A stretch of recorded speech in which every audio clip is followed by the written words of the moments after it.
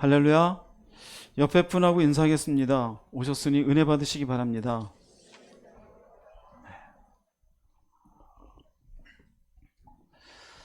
자꾸 생각이 흩어지려고 하실 때 집중하시고, 졸리신 분은 나가서 차 한 잔 마시고, 또 목이 마르시면 물 한 잔 마시고, 하나의 말씀이라도 여러분의 믿음의 집을 세우는 데 도움이 될 수 있도록 온 신경을 써주시기를 바라겠습니다. 오늘 본문 말씀 보겠습니다. 마태복음 6장 9절에서 13절 말씀 함께 합독하시겠습니다. 그러므로 너희는 이렇게 기도하라. 하늘에 계신 우리 아버지여, 이름이 거룩히 여김을 받으시오며 나라가 임하시오며 뜻이 하늘에서 이루어진 것 같이 땅에서도 이루어지이다. 오늘 우리에게 일용할 양식을 주시옵고 우리가 우리에게 죄 지은 자를 사하여 준 것 같이 우리 죄를 사하여 주시옵고 우리를 시험에 들게 하지 마시옵고 다만 악에서 구하시옵소서. 나라와 권세와 영광이 아버지께 영원히 있사옵나이다. 네. 아멘.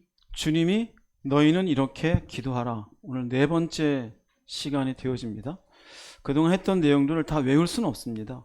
그러나 여러분들이 왜 주님이 이렇게 기도하라고 하셨는지에 대한 의미를 새기고 여러분의 삶이나 기도 속에 적용할 수만 있다라면 이 기도는 여러분들에게 그야말로 인생의 새로운 기록이 되어지는 말씀이 될 줄로 믿습니다. 기도를 하되 기도의 대상이 누군지를 말씀하십니다. 그리고 먼저는 하나님을 위한 기도를 해요. 이전에 우리가 알던 기도와 다르죠? 조국과 민족을 위한?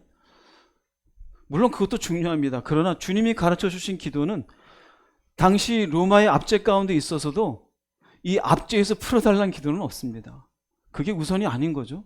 먼저 하나님을 위한 기도, 그분의 이름이 거룩히 되며 그분의 나라가 임하며 그분의 뜻이 이루어지기를, 그리고 세 번째로는 우리를 위한 기도. 그건 아마 지지난주 말씀드렸죠. 먼저는 우리가 제일 중요하기는 먹고 사는 문제, 양식에 대한 어떤 태도를 가져야 되는지, 관계에서의 굉장히 우리가 풀기 어려운 문제, 용서는 우리가 어떻게 해야 되는지가 12절까지 나와요. 이거 전부 우리를 위한 기도예요. 우리를 위한 기도에 사실은 우리가 기도하면 한 10분 기도하면 9분은 전부 나를 위한 기도죠. 사실은. 근데 이 기도에는요, 딱 세 가지입니다. 그 다음 오늘 하는데요, 세 번째는 우리를 시험에 들게 하지 마시고 악에서 구하옵소서. 이걸로 끝납니다. 그런데 이 기도가 제일 중요합니다. 제일 중요해요. 오늘 말씀은 졸리면 눈에 이렇게 사다리를 세우세요. 굉장히 중요해요. 앞에 양식에 대한 기도와 용서에 대한 기도는 눈으로 확인이 될 수 있어요. 그런데요, 시험과 악에서 구하는 기도는요, 우리의 눈에 보이지가 않아요. 보이지 않는 영역에 대해서 주님께서는 기도하게 해요. 이것을 내가 온전히 깨닫고 기도해야 우리의 신앙을 유지해 갈 수가 있습니다. 이걸 깨닫지 못하면 그저 교회 나왔으니 다 끝난 줄로 알아요. 교회에 나오는 사람의 거의 제가 볼 때 8, 90%는요 이게 뭔지를 몰라요. 그저 교회 나오고 예수 이름 고백하고 부흥회 통해서 은혜 받고 성령 받았고 은사 받았고 나 끝났어. 그거는요 신앙생활의 퍼센테이지로 따지면은요 겨우 1%밖에 안 돼요. 1%밖에 안 돼요. 거기에 안주하는 순간, 어느 순간 여러분들은 서서히 다 무너지고 심지어는 대상이 누군지도 잊어버리게 되어져요. 잘 들으시기 바랍니다. 할렐루야. 옆에 분은 이렇게 합시다. 오늘 정신 차립시다. 정신 차리세요. 잘 들어야 돼요.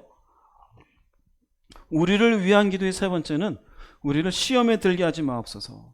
시험하다라는 말은 페이라조라 그러는데요, 이 말은 시험하다, 유혹하다 그래요. 성경에 보면 시험이라는 용어도 있고 유혹이라는 말도 있고 미혹이라는 말도 있죠. 원어적으로는 똑같아요. 간혹 헷갈려요.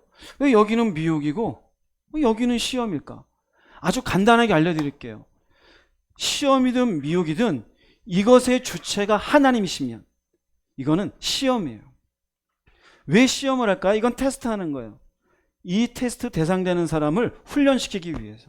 이를테면 아브라함에게 하나님이 요구하십니다. 이삭을 바쳐라. 말도 안 되죠. 그런데 나중에 알고 봤더니 하나님이 진짜 이삭을 받으려고 한 거예요? 아니에요. 무엇을 본 겁니까? 아브라함을 어떤 마음을 갖고 있는지 테스트하신 거예요. 이스라엘 백성들이 광야를 가는데 원래 하나님의 마음은 가나안 땅 그냥 보내는 거예요. 그런데 이들이 의심을 해요. 못 갑니다. 저들은 장대한 백성입니다. 우린 그들에 비하면 메뚜기 같습니다. 그래? 가나안 땅 들어갈 준비가 안 됐구나. 너희들은 이 광야에서 40년간 뭐 합니까? 훈련 받는 거예요. 그럼 그들을 뭐 한 거예요? 훈련시키기 위해서 시험한 거예요. 그런데 주체가 사탄이면, 사탄이 주체가 되어지면 이거는 유혹인 것이에요. 유혹. 유혹이라는 의미는 어떻게든지 꿰는 겁니다. 이리 나와. 그 자리에서 이리로 끌이 나와. 이게 유혹이에요. 사기꾼은 어떻게 하든지 사기치는 대상 주머니에서 뭐를 빼기 원해요? 돈 빼기 원해요. 100원만 써. 1000원만 써. 그럼 내가 얼마 더 줄게. 그거 꺼내는 순간 끝나는 거죠. 그럼 여기에 우리를 시험에 들게 하지 마시옵고 의미는 하나님이여 나를 훈련시키지 마시옵소서 그런 기도일까요? 아니겠죠. 여긴 당연히 우리를 유혹에 빠지지 않게 해달라는 기도가 되어져요. 그 어느 유혹에 빠지지 않게 해달라는 기도일까요? 사탄의 유혹에 빠지지 않게 해달라는 기도예요. 굉장히 중요해요. 주님이 너희는 이렇게 기도하란 너희는 이미 예수님 따라다니는 제자들이에요.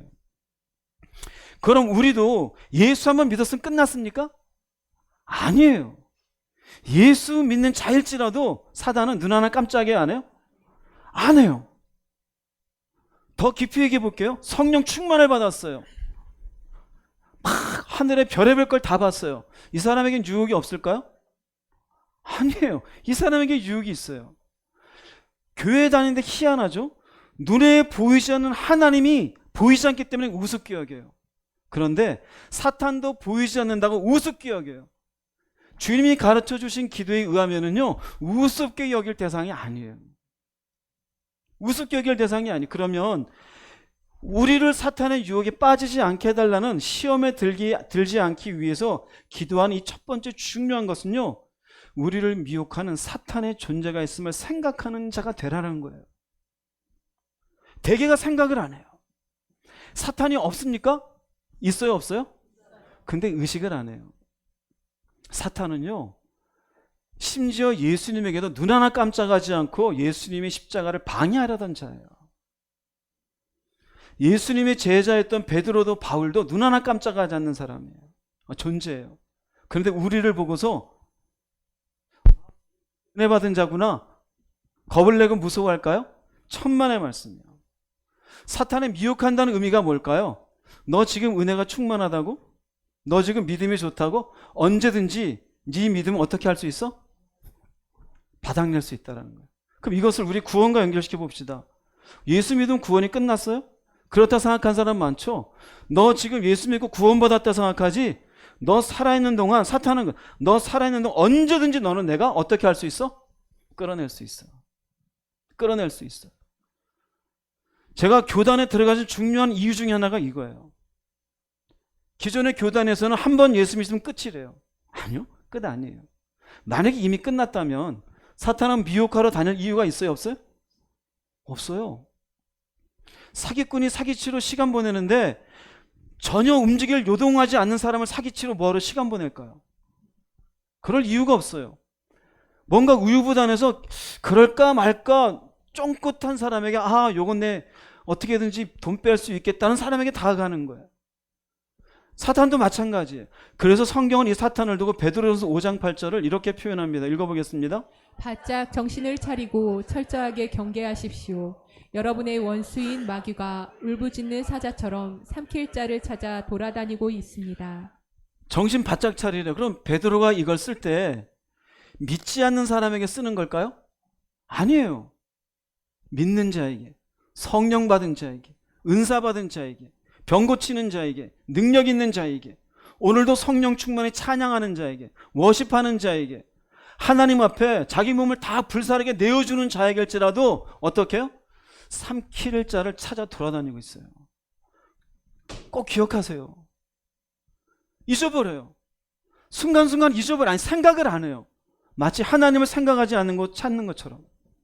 마태복음 24장 24절에 의하면은요, 이런 말씀이 있어요. 할 수만 있으면 믿는 자라도 미혹하리라는 말씀이 있어요. 할 수만 있으면. 믿는 자라도. 나중에 찾아보세요.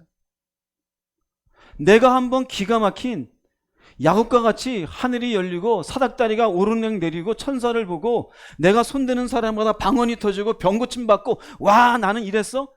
여러분 어느 순간 삼킬 자 속에 들어다니는 그 사탄에게 미혹자에게 넘어질 수가 있어요.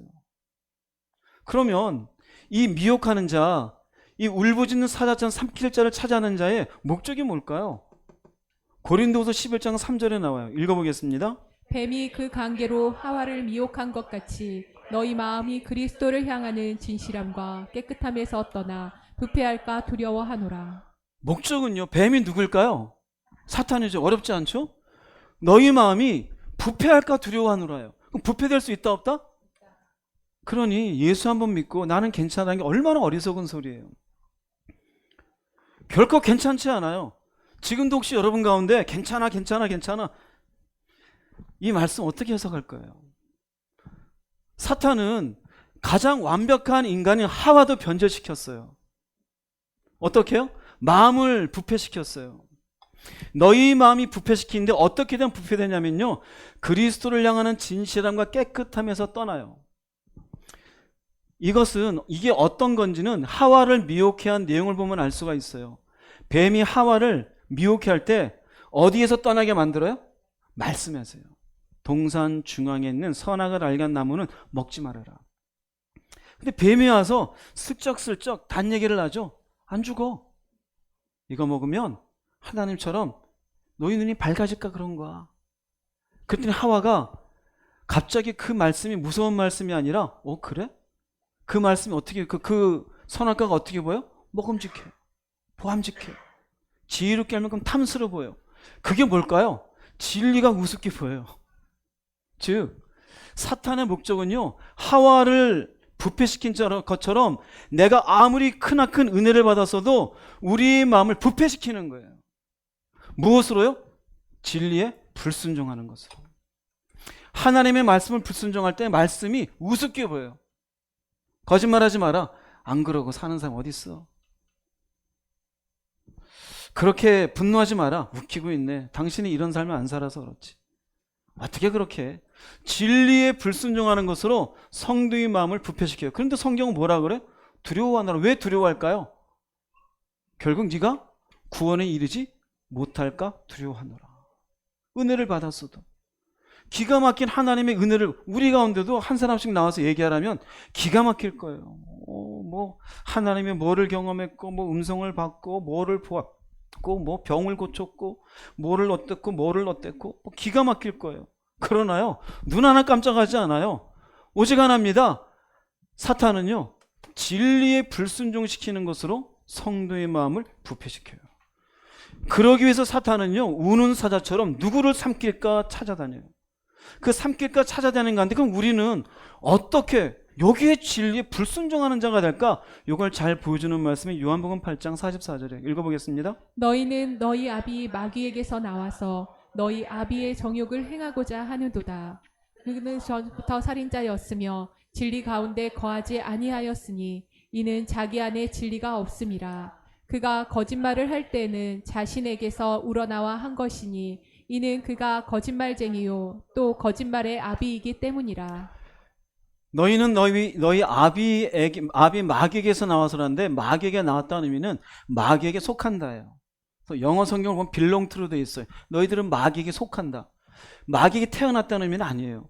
너희 아비의 정욕을 행하고자 하기 때문에 너희는 마귀에게 속한 자들이에요. 그럼 여기 아비의 정욕은 누구의 정욕일까요? 마귀의 정욕이에요. 여기 마귀의 욕심은요, 하나님보다 높은 자리에 있고 싶어하는 교만이었어요. 그 교만은 결국 자기가 하나님보다 더 우월한 존재인 것으로 인정받고 싶어하는 이기적인 마음이 나와요. 이기심으로 여러 가지 자기 것으로 채우고 싶어하는 탐심들이 생겨요. 이게 결국 욕심의 실체예요. 욕심은 결국 교만해요. 나한테 집중해요. 나한테 집중된 걸 위해 내 새끼, 내 돈, 내 가정, 내 인생, 내 직업, 내 사업장, 내 감정, 내 자존심, 내 돈, 내가 하다못해 탐심은 먹는 것, 입는 것, 마시는 것, 내 자랑, 먹고 사는 것. 결국 아비의 욕심을 행하고자 해. 이 욕심대로 살아가도록 사탄은 뭐합니까? 미혹을 하는 거예요. 그래, 돈 필요하지? 그래, 자존심 상하지? 기분 나쁘지? 더 가지고 싶지? 그렇게 살아가면은요, 그렇게 행하고자 하면 누구에게 속한 자가 되어져요? 마귀에게 속한 자가 되어져요. 마귀에게 속한 자.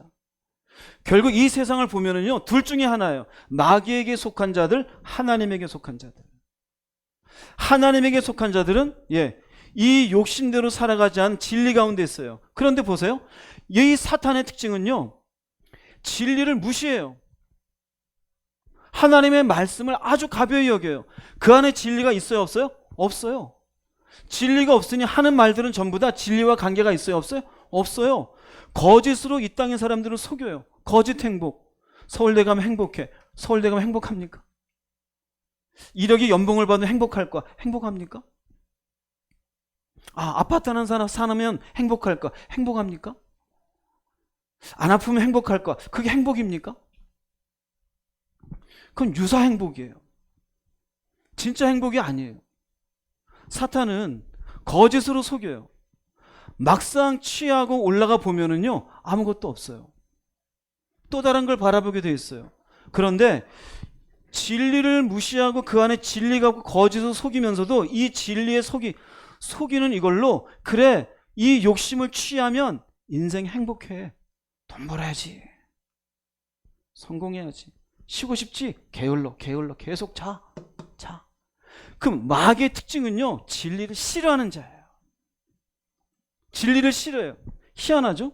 우리가 마귀의 욕심대로 이걸 행하는 사이 하나님의 말씀을 쓱 넘어가잖아. 진리를 무시하는 자가 돼요. 그 순간 희한해요. 용서해줘. 그 말이 싫다니까요. 저희 교회에 오신 분들 가운데, 설교 가운데 남편이나 아내나 자식을, 돈을 하나님보다도 사랑하면 안 됩니다. 어떻게 그렇게 살아? 그 말이 기분 나쁘다 교회 나가신 분이 있었어요. 그 제가 한 말이에요? 주님이 하신 말이에요? 주님이 왜 기분 나쁠까요? 자기는 그렇게 살고 싶은 거예요. 그런데 그 진리가 싫어요. 그 누구에게 속한 자예요? 마귀에게 속한 자예요. 그래서 마귀를 놓고 거짓말의 아비라 그래요. 그러면 마귀는요, 철저하게 진리의 울타리 바깥에서 미혹을 해요. 이리 나와. 야, 어떻게 그렇게 살아? 용서하라고? 말도 안 되잖아. 돈을 사랑하지 말라고? 이리 나와. 돈이 있어야지 인생 살지. 이리 나와. 끄집어내고 싶어요. 그럴 때 울타리 안에 있던 은혜 받은 사람들, 오늘 말씀에 의하면 너희는 이렇게 기도하라라고 해서 은혜 가운데 어떻게 기도하면 좋겠습니까? 그래, 시험에 들지 않게 기도하라 이렇게 하는데, 그 시험에 들지 않기 위해서 기도하는데 이 속에 보면 울타리 안 진리 안에 있다 보니까 저 넘어가 꼴깍꼴깍 욕심이 생겨요. 먹음직스럽도다. 탐스럽도다. 내 자존심이 더 중요하지. 에이씨, 먹고 살아야지. 내 자식이 중요하지. 이러는 순간 어디를 넘어가게 돼요? 울타리를 넘어가게 되어져요. 마귀는 보여요, 안 보여요? 안 보여. 마귀는 뭐만 했을까요? 보이지 않는 영역에서 뭐만 했어요? 미혹만 했어요. 우리를 시험에 들게 하지 마시고 뭡니까? 우리가 이 미혹에 빠지지 않게 해 주시옵소서잖아요. 그런데 내 욕심이 내 안에 있으면은요, 사탄은요, 네가 성령 충만했다며 넘어가게 해요. 그 진리를 무시해요. 그 싫어해요. 이런 사람들의 특징은요, 올바른 말씀을 전하면요, 시끄러워. 나는 뭐 은혜 안 받은 줄 알아? 나는 기도 안 해본 줄 알아? 능력? 은사? 그래, 다 말해봐. 혹시 여러분 그런 분들 계십니까? 저한테 와보세요. 은사에 대해 저랑 한번 토론해 봅시다. 능력에 대해서 저랑 토론해 봅시다. 말씀에 대해서 저랑 토론해 봅시다. 얼마나 큰 은혜를 받았으며 얼마나 큰 능력을 경험했는지, 마귀의 미혹이 얼마나 무서운지 당신은 아직 모르고 있는 거예요. 그 오만한 거예요. 교만한 거예요. 욕심 속에 있으면서 그 욕심으로 울타리를 벗어나 있으면서도 자신은 괜찮다고 생각해. 아니요, 괜찮지 않아요. 내가 망하는 건 결국 사탄이 미혹은 하지만 무엇 때문에 내가 망해요? 욕심 때문에 망해요. 그래서 야고보서 1장 14절 16절은 이렇게 말씀합니다. 읽어보겠습니다. 사람이 시험을 받는 것은 자신의 악한 욕심에 이끌려 유혹을 받기 때문입니다. 욕심은 죄를 낳고 죄는 점점 자라 죽음을 가져옵니다. 사랑하는 형제 여러분, 속지 마십시오. 여기에 시험도 미혹입니다. 사탄에게 미혹받아요. 사탄에게 미혹받는 건 뭐 때문에 그래요? 욕심 때문에 그래요. 더 먹고 싶고, 더 자고 싶고, 더 놀고 싶고. 월드컵은 보는데 기도는 안 하고. 먹는 건 찾아다니는데 주의 말씀은 안 찾아다녀요. 자기의 욕심이에요. 유혹은 진리를 떠나 욕심을 채우고 싶은 충동이에요. 이게 유혹이에요. 잘 기억하세요. 진리를 떠나 욕심을 채우고 싶은 충동이에요. 단순한 욕심은 관계없어요. 아유 배고파. 관계없어요. 그런데요, 진리를 떠나게 해요. 말씀을 떠나게 해요. 그러면 그게 죄예요. 죄는 간단하잖아요. 관역에서 벗어나다. 이 관역은 뭐예요? 말씀이에요. 근데 관역에서 벗어나는 순간 충동된 건 욕심이에요. 에이 하고 싶어. 에이 갖고 싶어. 그래도 이게 낫지. 그 순간 뭐라고 얘기해요? 죄는 점점 자라 뭐를 가져와요? 죽음을 가져온대요.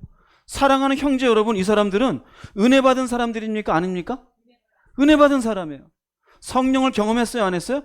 경험한 사람이에요. 은사는 경험했을까? 안 했을까? 경험한 사람이에요. 그런데 뭐 하지 마십시오. 지금이라도 아무리 은혜 받았어도 속으면 어떻게 될까요? 죽음이에요. 죽음이에요.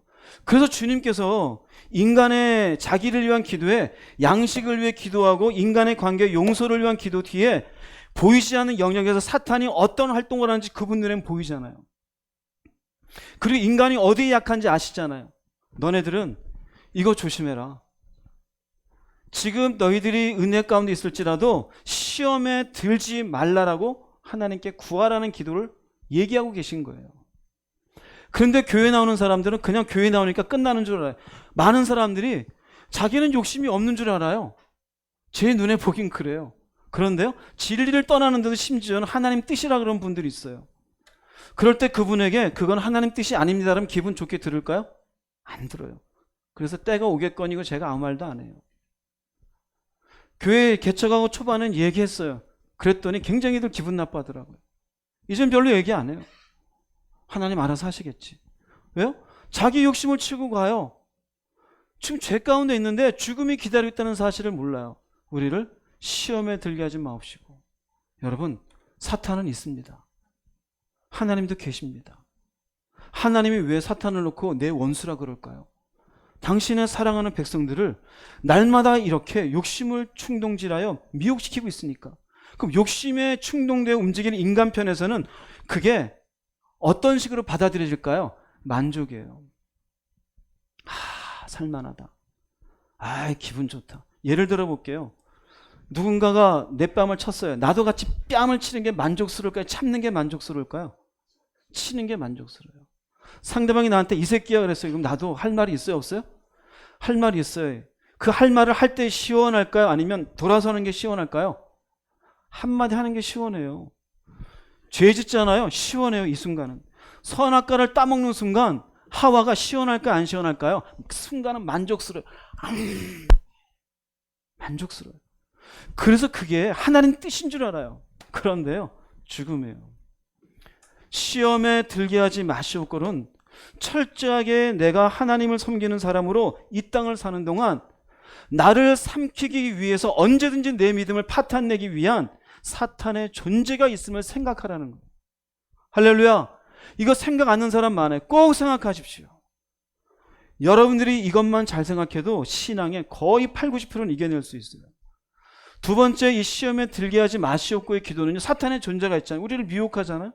그럼 이것을 우리가 지금 기도할 때 시험에 들게 하지 마시옵고라는 의미는 이 유혹을 이기도록 하나님께 도우심을 바라는 기도가 있는 거예요.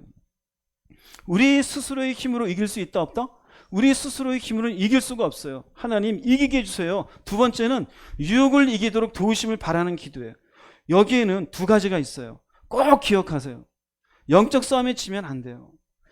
두 가지가 있는데 제가 몇 가지를 하다 딱 두 가지만 했어요. 친절한 이목사죠. 두 가지. 몇 가지 많으면 힘드니까. 하나는요, 유혹을 이기도록 도우심을 바라는 첫 번째는요, 분별이 있어야 돼요. 우리 눈으로는 분별이 안 돼요. 그런데요, 그분은 분별해 주실 수 있어요. 분별해 주시는 그분이 우리에게 주신 도구가 있어요. 그건 바로 말씀이에요. 그리고 성령님이셔요. 하나님은 말씀을 통해서 우리 가운데 분별에 힘을 주셔요. 성령을 통해서 우리들에게 알려주시기도 해요. 그러나 진리가 없고 성령과의 충분한 교제가 없는 사람은 분별이 안 돼요. 흔한 말로 똥인지 된장인지 몰라요. 이게 옳은 건지 옳지 않은 건지, 이게 미혹하는 건지, 온갖 지금 악한 소리를 퍼대어대고 있으면서 마귀가 옆에서 캐시나 칭칭 나네 소리 지르고 있는데 그게 지금 어떤 일인지도 모르고 소리 마음껏 지르고 자기의 욕심을 채우고, 그래도 교회 와서 주여 응답해 주셔서 그런 분들이 있어요. 분별이 안 되는 사람이에요. 여러분들 분별이 있기를 바랍니다. 이것을 잘 보여주는 말씀이 있어요. 예수님께서도 미혹을 받으셔요. 그 미혹을 받으실 때의 모습이에요. 마태복음 4장 3절 4절입니다. 읽어보겠습니다. 시험하는 자가 예수께 나와서 이르되 내가 만일 하나님의 아들이거든 명하여 이 돌들로 떡덩이가 되게 하라. 예수께서 대답하여 이르시되 기록되었을 때 사람이 떡으로만 살 것이 아니요 하나님의 입으로부터 나오는 모든 말씀으로 살 것이라 하였느니라. 미혹하는 자예요. 주체가 지금 사탄이잖아요. 그죠? 주체가 사탄이면 이건 미혹이에요. 예수님도 미혹해요. 40일을 금식했는데 돌이 떡덩이 되게 해라. 예수님 능력이 있어요, 없어요? 발휘할 수 있어요. 그런데요, 여기서 분별하시는 게, 아하, 요 사탄이 나를 요걸로 뭐 하고 있구나? 미혹하고 있구나. 그 말씀을 딱 던지셔요. 사람이 떡으로 사냐? 아니야. 하나님의 입에서 나오는 말씀으로 살아. 말씀으로 딱 분별하셔요. 우리가 그래요. 어느 순간 내가 거짓말을 하려고 할 때 그걸로 취할 이익은 있지만, 십계명에 나오는 거짓말하지 말라. 내가 거룩해야지. 내가 분노하면 안 되지. 내가 뭔가 섬기는 사람이 돼야지. 내가 전부 어디를 바탕으로 해요? 말씀이야, 말씀. 주님이 3번 시험 받잖아요. 3번 때마다 주님은 말씀으로 분별하셔요. 우리도 마찬가지예요. 상황 속에 여러분들이 아무리 성경에 뭐 하다못해 오병이어를 알아요. 안다는 것하고 내 속에서 그것이 분별되어진 것은 달라요. 오병이어 기적을 통해서 어떤 마음의 깨달음이 있으면, 내가 비록 지금 먹는 것이 궁핍하고 힘이 들어도 하나님께서는 내 쓸 것과 입을 것을 언제든지 공급하실 수 있는 분이시다 라는 것이 있으면, 내가 진리를 떠나서 뭔가 죄를 지은 순간에 아무리 내가 배가 고파도 이러면 안 되지. 왜 그럴까요? 그 말씀에 의해서 분별이 되는 거예요. 이해돼서 무슨 말인지? 그런데 아무리 알고 있어 내 속에 없으면 분별이 안 돼요. 즉, 내 속에 있기 위해서는 하나님의 은혜가 필요한 거예요. 깨닫게 해준 말씀에 의해서 깨달아진 말씀이 내 안에서 일할 수 있게 되는 거예요. 그래서 가능한 여러분이 듣는 것으로 그치는 게 아니라 내가 보고 들은 말씀에서 내 속에 깨달아진 말씀을 품는 게 중요한 거예요. 그래서 어느 순간인가 말씀이 내 안에서 일하게 되어져요. 그 말씀을 일하는 순간이 뭡니까? 유혹을 이기도록 분별할 수 있도록 그 말씀이 역사해 주신 것이에요. 에베소서 6장 11절 17절 읽어보겠습니다. 마귀의 관계를 응히 대적하기 위하여 하나님의 전신갑주를 입으라. 구원의 투구와 성령의 검 곧 하나님의 말씀을 가지라. 마귀의 관계에 있어요. 이게 뭡니까? 미혹하는 거잖아요. 마귀는 미혹한다를 당연하게 얘기해요. 그런데 이러기 위해서는 전신갑주를 입으려. 그래서 12절 이후 보면은 여러분 아는 뭐 투구를 쓰고 복음의 신을 신고 뭐 허리띠를 띠고 여러 가지 나와요. 그런데요, 끝에 성령의 검 곧 하나님의 말씀을 가지래요. 성령의 검. 왜 검이라고 표현될까요? 검이라니까 무섭죠? 성령의 칼이에요. 왜 칼이에요? 칼은 예리하게 선을 긋잖아요. 하나님의 말씀은 옳고 그름을 예리하게 그어요. 왜 이것이 마귀의 관계를 대적하냐? 속임수인지 아닌지 슬그머니 오는 거에 요거 나 무너지게 하는 거구나. 지금 여기서 내가 성질 내면 안 되지. 내가 딱 욕심내기 딱 좋은 찬스구나. 요 상황에 또 진리를 무너지게 하려는구나. 내가 지금 몸이 피곤하다고 짜증나게 하는구나. 돈이 좀 모자르다고 돈에 마음이 치중하게 만드는구나. 이에 대해서 무슨 말인지? 마귀를 찌른다는 의미가 아니라 마귀의 괴계가 무엇인지에 대해서 명확하게 요 놈이 이번에 이렇게 설계해서 왔네? 그 설계도를 이해하는 거예요.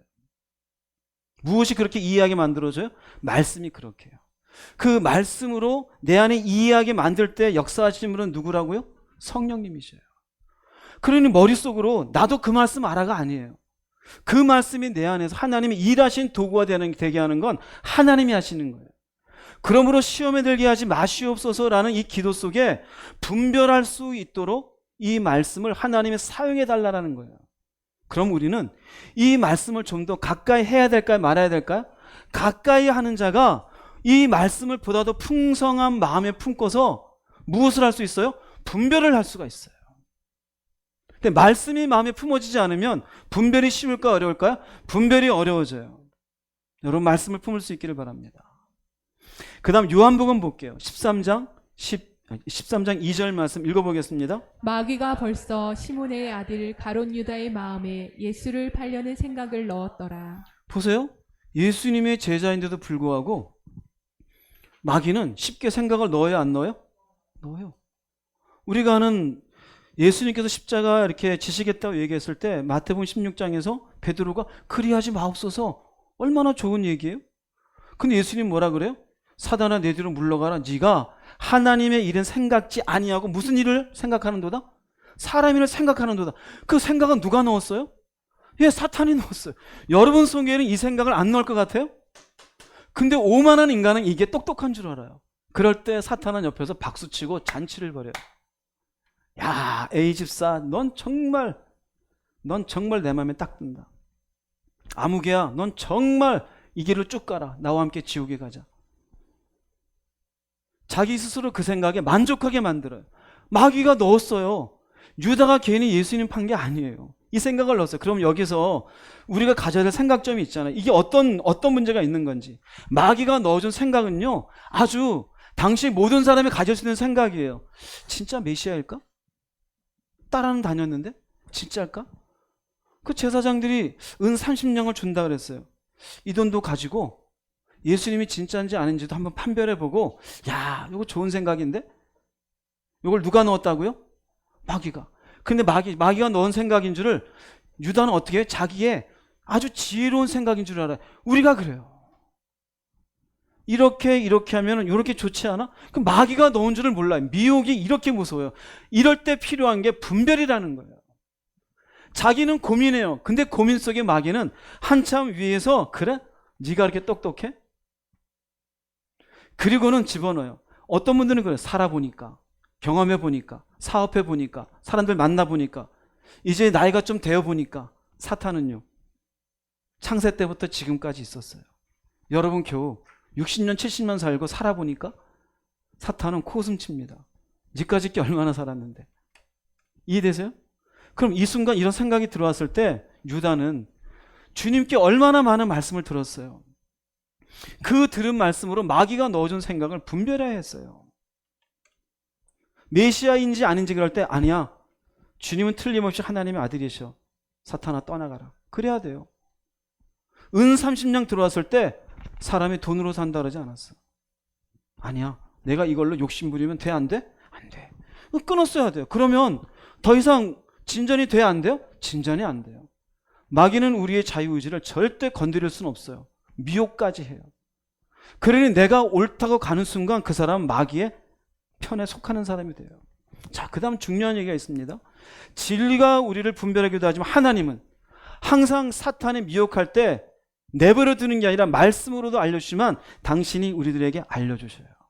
지금 너는 미혹 가운데 있다. 너 지금 그렇게 하면 안 된다. 유다에게 생각을 넣은 것을 예수님은 아실까요? 모르실까요? 아셔요. 그래서 예수님 뭐라냐면 요한복음 13장 21절 읽어보겠습니다. 심령이 괴로워 증언하여 이르시되 내가 진실로 진실로 너희에게 이르노니 너희 중 하나가 나를 팔리라. 유다의 마음속에 그런 생각을 품고 있는 게 예수님 알고 괴로우셔요. 사랑하는 유다야, 너 이렇게 하면 안 되는데 왜 그 생각을 정리하지 못하니? 그래서 알려주어요. 너희 중 하나가 나를 팔리라. 그럼 이 중에 제일 뜨끔한 사람 누굴까요? 유다죠. 어떤 분들 설교 끝나고 나면은 간혹 저한테 그래요. 혹시 누구한테 제 얘기 들으셨어요? 그런 사람 없습니다. 네. 누가 알려주시는 걸까요? 성령님이요. 알려주셔요. 우리 가운데도 내가 성질 내려고 할 때 막상 성령은 뭐라 그럴까요? 그러지 마. 내 속에 뭔가 진리를 넘어서서 욕심을 채우려 갈 때 너 그러지 마. 이 정욕을 채우려고 그렇게 하지 마. 그런 경험이 있으셨던 분들 아멘 해보세요. 성령님은 늘 미리 우리에게 분별을 줘요. 사실은 양심을 통해서 똑똑똑 두드리셔요. 때로는 내가 잠자는 가운데 꿈을 통해서라도 말씀해 주셔요. 욥기서에 의하면 꿈을 주신 이유는 교만한 자의 마음을 깨우치기 위해서다라는 말씀이 있어요. 때로는 기도하는 가운데 감동을 주어요. 문제는 누가 결정해야 돼요? 내가 그렇게 결정을 해야 돼요. 다 알려주셔요. 그럼 분별, 시험에 들게 하지 마시옵고를 할 때 중요한 건 먼저 이 미혹의 분별을 내야 돼요. 이미 말씀으로 분별을, 성령으로 분별을 주셔요. 성령으로 말씀해 주시는데 내가 이 성령이 분별해 주시고 무시하면 결국 미혹에 빠질까 안 빠질까요? 빠져요. 대표적인 말씀이 있어요. 사도행전 5장 3절 읽어보겠습니다. 베드로가 이르되 아나니아야 어찌하여 사탄이 내 마음에 가득하여 내가 성령을 속이고 땅값 얼마를 감추었느냐. 초대교회 교인들이 자신의 재산을 팔아서 공동체를 이루는데 아나니아 삽비라도 그 가운데 자신의 재산을 팔았는데 굉장히 똑똑한 사람이죠. 이러다 공동체가 무너지면 우리 인생 어떻게 했대? 야, 일부는 속이자. 그런데 여기에 성령을 속였다는 의미는 일부를 감추려 했다는 그 순간 성령은 뭐라 그러셨던 거예요? 그러지 마. 아나니아야. 하나님이 너희들의 공동체를 지켜주실 거야. 무서워하지 마. 두려워하지 마. 마음을 강하게 해. 그거 숨기지 말라니까. 너 그렇게 하면 하나님 모르실 것 같아? 아나니아야 그러지 마. 그러지 마. 이미 얘기했는데 속이고 땅값 얼마를 감춘 건 누가 그렇게 한 거예요? 아나니아가 한 거예요. 우리가 그래요. 그래서 미혹이라는 건 진리를 무시하게 만들어 자기 욕심을 채우게 만들어요. 하나님이 분별해 주어도 결국 내가 분별해 준 것에서 움직일 수 있어야 돼요. 할렐루야. 여러분 속에 미혹을 분별할 수 있는 은혜를 달라고 기도할 수 있기를 바랍니다. 해야 돼요. 말씀으로 분별하고 성령은 우리에게 알려주셔요. 자, 그러면 여기서 억울한 게 하나 있죠. 아니 내가 분별해도 안 되는 걸 어떻게 해요? 그래서 시험에 들게 하지 마시옵고는 이건 기도잖아요. 그 의미는 결국 이 유혹을, 이 미혹을 이길 힘을 구하는 자가 되라라는 얘기예요. 이길 힘을 구하는 자가. 어떤 분은 그래, 알긴 아는데 안 돼요. 그 사람은 이길 힘을 구하지 않은 거예요. 결국 절제가 굉장히 중요합니다. 그건 우리에게 없어요. 절제하지 못하면 결국 내가 하고 싶은 대로 하게 되어져 있어요. 그런데 우리에게 주님은 뭐라 하시냐면요, 이걸 힘을 구해서 미혹에 빠지지 말라 그래요. 이걸 잘 알려주시는 부분이 있어요. 누가복음 22장 40절 읽어보겠습니다. 그들에게 이르시되 유혹에 빠지지 않게 기도하라. 저 유혹은 누가 하는 겁니까? 사탄이요. 어렵지 않죠 이제? 예. 사탄이 하는 거예요. 예수님이 십자가 지시기 전에 겟세마네 동산에서 제자들을 데려가서 기도하면서 하신 말씀이에요. 유혹에 빠지지 않게 기도해라. 그 사탄은 하나님의 일을 가르치고 진리를 무너지게 하도록 하니 너는 기도해라. 그러면 유혹에 어떻게 할 수 있다? 빠지지 않고 이겨낼 수 있다라는 거예요. 그럼 우리가 이 과정에서 알 수 있는 건 예수님께서도 사탄이 좀 미혹이 있었어요. 이 잔이 내게서 지나가게 하옵소서. 그러나 나의 원대로 마시고 아버지 원대로 되기를 원합니다. 십자가의 죽음이라는 것이 얼마나 끔찍한 죽음인지 알고 있는 주님께서는 사탄이 넣어주는 이 미혹에 의한 갈등, 예수님께서도 있었던 거예요. 이 갈등을 놓고 주님께서는 기도하셔요. 근데 땀방울이 어떻게 됩니까? 핏방울 되도록까지 기도해요. 근데 성경에 누가복음에 재미있는 구절이 있어요. 한번 그 뒤편 43, 44절 읽어보겠습니다. 천사가 하늘로부터 예수께 나타나 힘을 더하더라. 예수께서 힘쓰고 애써 더욱 간절히 기도하시니 땀이 땅에 떨어지는 핏방울 같이 되더라. 꼭 기억하세요. 나중에 천사가 나타나, 천사는 예수님의 밑에 있는 시종에 불과한데 왜 힘을 더할까요? 미혹에 빠지지 않기 위해서요. 우리가 기도할 때 기도의 이전과 기도 이후에 같아요, 달라요? 같다는 분 손 들어보세요. 다르다는 분 손 들어보세요. 뭔지 모르겠다는 분 열심히 하세요. 열심히 하세요. 힘을 더해요. 왜 이렇게 땀방울이 핏방울 되도록 기도할까요? 이 힘이 충분히 내 속에, 주님의 속에 미혹을 이겨낼 만한 힘이 될 때까지 예수님께서도 기도하신 거예요. 그럼 우리도 분별되었으면 분별된 것에 내 욕심대로 하지 않도록 하나님께 뭐 해야 될까요? 기도가 없어서 욕심대로 하는 거예요. 할렐루야. 그래서 안 된다는 거예요. 1시간 기도가 안 되면 2시간 하세요. 2시간에서 안 되면 3시간 하세요. 그래도 안 돼요? 금식하세요. 하루를 금식하든 이틀을 금식하든 3일을 금식하든 하십시오. 그럼 어느 순간 이겨낼 수, 나는 그렇게 못하겠는데요? 다른 방법이 없어요. 그럼 당신은 구원과 관계없이 미혹에 자기 욕심대로 사는 인생으로 끝나는 거예요. 기도가 없는데 저절로 유혹을 이긴다? 말도 안 돼요. 마치 초등학교 학생이 지금 놀고 있어요. 대학교 들어간 분이 얘기해요. 너 열심히 공부해서 이렇게 괜찮아. 알아서 되겠지 뭐. 알아서 돼요? 저절로 돼요? 아니요. 웃긴 거예요. 차근차근 기초를 공부해야 될 거 아니에요. 아무것도 안 하고 자기는 안 된대요. 그러고 5분 앉았다가 일어나는 사람이 어떻게 무슨 힘을 구할까요? 일주일 내내 기도 하나 안 하는 사람이 어떻게 유혹을 이길까요? 그래서 우리가 시험에 들게 하지 마옵시고라는 기도 속에는요, 하나님, 내가 이게 마귀가 나를 무너지게 하는 미혹인 줄 알았는데 이걸 이길 힘을 좀 주십시오라는 기도가 포함된 거예요. 이 기도가 없는데 어떻게 이길 수 있어요? 그러니 기도의 자리가 무너진 사람은 거의 100만% 마귀의 미혹에 자기의 욕심대로 이끌려 교만을 채우고 이기심을 채우고 세상 것들, 이런저런 재미 것들, 편안한 인생을 위해 그냥 사는 거예요. 진리는 가볍게 보여줘요. 그리고 하는 말이 살아보니까, 교회 다녀보니까, 적당히 교회 다니고 봉사한다고 자기가 선 줄 알아요. 아니요. 여러분들의 기도 자리는 어떻습니까? 주님이 하신 말씀에 주님도 본을 보이셨어요. 에베소서 6장 12절 18절 읽어보겠습니다. 우리의 씨름은 혈과 육을 상대하는 것이 아니요 통치자들과 권세들과 이 어둠의 세상 주관자들과 하늘에 있는 악의 영들을 상대함이라. 모든 기도와 간구를 하되 항상 성령 안에서 기도하고 이를 위하여 깨어 구하기를 항상 힘쓰며 여러 성도를 위하여 구하라. 네, 우리의 씨름은, 우리의 싸움 대상은 바로 악한 영들이에요. 그래서 주님께서도 우리는 이 땅을 살면서 세상은 정글 같고 이 세상에서 먹고 사는 게 힘들다 그러죠. 진짜 싸움은 사탄의 미혹에서 벗어나는 싸움이에요. 그런데 우리는 그 싸움은 아무런 준비도 안 해요. 그저 교회만 왔다 갔다 하니 50년을 교회 다녀도 아무것도 없는 거예요. 60년을 교회 다녀도. 봉사는 하죠. 직분은 받았고. 다행히 저희 교회 직분은 없어서 참 감사해요. 그걸로 할 말은 없으니까. 30년 다니면 뭐합니까? 싸움에 준비된 게 없어요.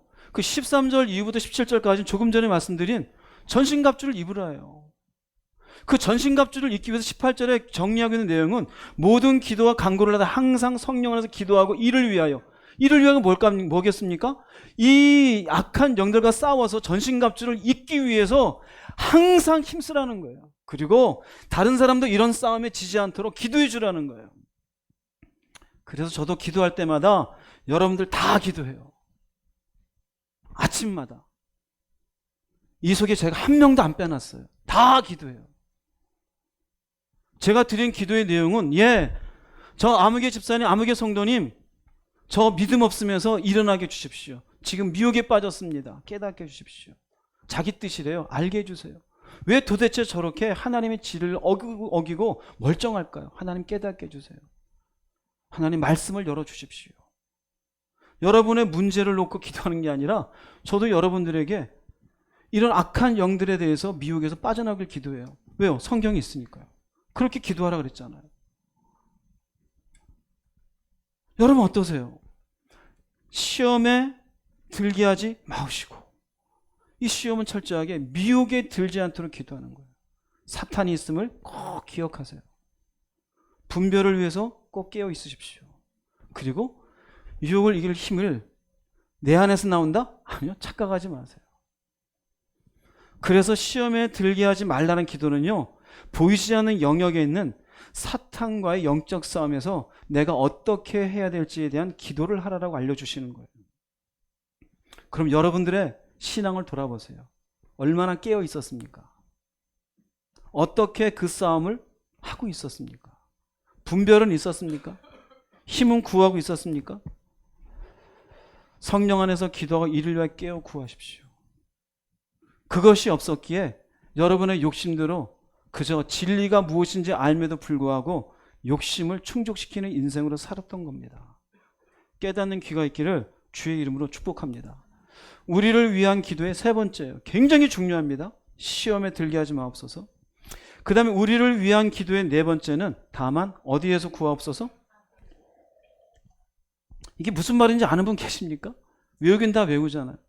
근데 그냥 지나가요. 근데 원어적으로는요, 다만이란 말이 없어요.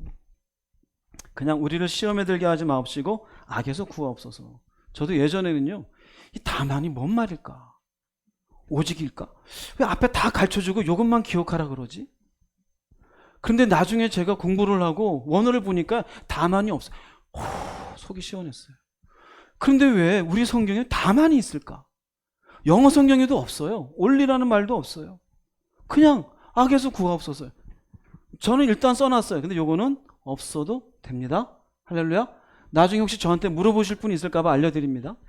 근데 악에서라는 말은 포네로스라는데요, 나쁜 상태에 있는 병든이라는 의미예요. 그리고 구하옵소서라는 루오마이라는 말은 건져내다, 구출하다는 말이에요. 언뜻 이렇게 들으면 이 문자적으로는 내가 나쁜 상태에 있으니 건져주옵소서 그랬잖아요. 그런데 주님이 기도를 가르쳐준 너희는 다 나쁜 상태에 있는 사람들일까요? 그렇지가 않아요. 여기에 이 말씀은요, 내 믿음이 병든 상태로 또는 나쁜 상태로 변질되지 않기를 바라는 기도가 되어져요. 하나님, 지금 내가 당신을 섬기고 당신을 내가 이렇게 믿음 가운데 섬기는 이 중심이 변질되지 않기를 바라나이다. 너희는 그렇게 기도하라는 거예요. 그럼 변질될 수 있다 없다? 변질될 수 있어요. 병든 사람이 될 수 있어요. 한때는 펄펄펄 날아요. 기도원을 날아다니고 산으로 날아다니고, 그런데 어느 날 세상에 날아다니고, 한때는 부흥해서 풀레풀로 펄쩍펄쩍 엉덩이 30cm 올라가고 막 소리는 막 너무 커서 주변에서 와, 은사가 충만한가 봐 막 그랬는데 지금은 그냥 자기 욕심대로. 그런 게 다 변질이죠.